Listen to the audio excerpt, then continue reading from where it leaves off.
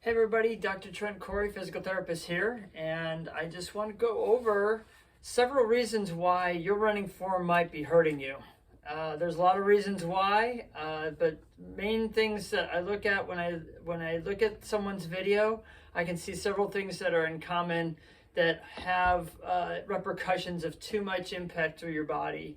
And if you're taking 160 steps per minute or 180 steps per minute, whatever it is, if you're coming down with a lot more impact with each step, it totally adds up, and it also depends on how that impact is going through your body. So here's a list, not completely inclusive, but here we go. I have about 12 of them down, so I'm going to go over them really quick, and we can talk about more in a little bit.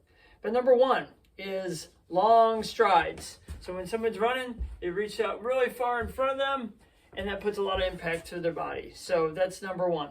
Number two is bouncing up and down. There's too much when I see how high their vertical oscillation is. That's a lot of compression through the body.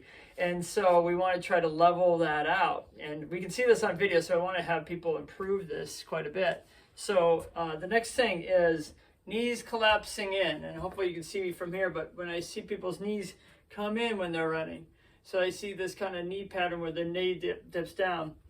Another one is crossover, which is kind of crossing over the midline. So you see down the middle line, then their foot's crossing over that midline. That's going to put a lot more force and torque on the ankle, knee, hip, etc.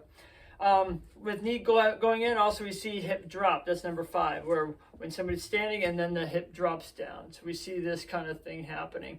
We want to clean all that up. The stronger we are through our core, the things that we teach in the classes that I do, that helps clean that up and makes your knee track in the right direction. Everything's going the way it's supposed to go. Number 6 is pushing too far off the back leg. So instead of lifting the leg nice and easy, and it's hard to show this in person, but like you don't want to be pushing too hard off the back leg because you're putting too much pressure through the foot and the ankle, where we're trying to relax those ankles.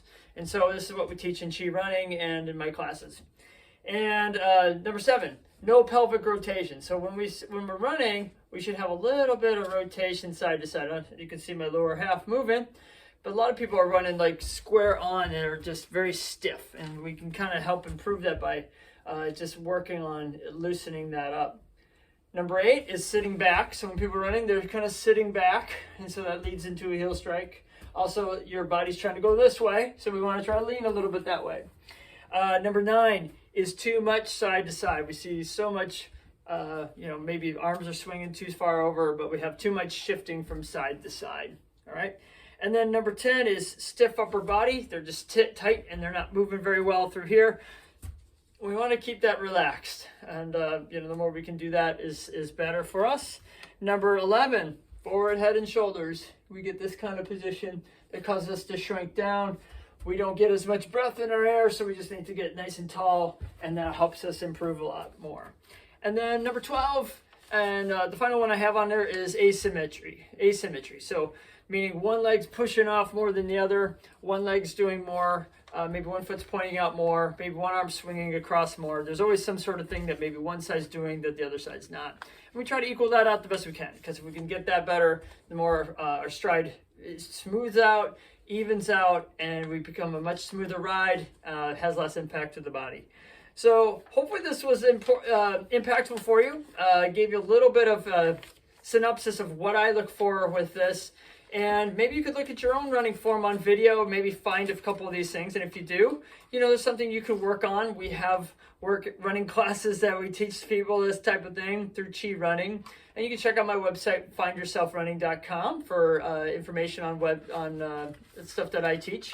I also have a lot more information. If you have knee pain, go to Find Yourself Running, and then we'll also have a link there for outrunning your knee pain. So outrunkneepain.com is the webinar, and go to that. It will tell you it's like a 45-minute webinar that goes over all the things that I look at with somebody who has knee pain, because you don't have to be suffering with that. So work on these things, improve your strength, improve some of the things we talked about, and then if you need help, I'm here for you.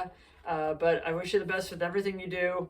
Hopefully you can recognize some of the things I talked to on this in this video, and you can get on top of the things that we need to get better to make your form help you and keep you healthy instead of damaging you or causing more harm to your body. So I hope this was helpful. Please go to findyourselfrunning.com for more information, and go to outrunkneepain.com as well.